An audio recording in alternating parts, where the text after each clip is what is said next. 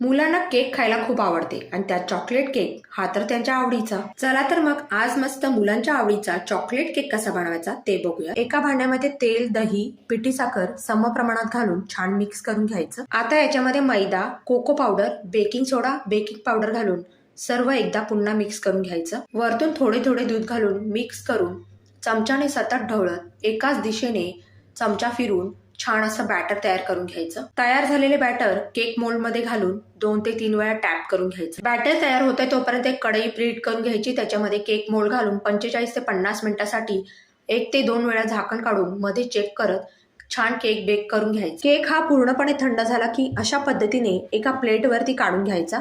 गॅसवरती एका भांड्यामध्ये पाणी गरम करून त्याच्यावरती एक भांडा ठेवून थोडेसे चॉकलेटचे तुकडे, दूध, तूप घालून चॉकलेट मेल्ट करून घ्यायचं. गरमागरम मेल्ट झालेलं चॉकलेट केकवरती घालून घ्यायचं. वरतून थोडंसं चॉकलेट सिरपने डेकोरेशन करून डिलिशियस चॉकलेट केक इथे तयार.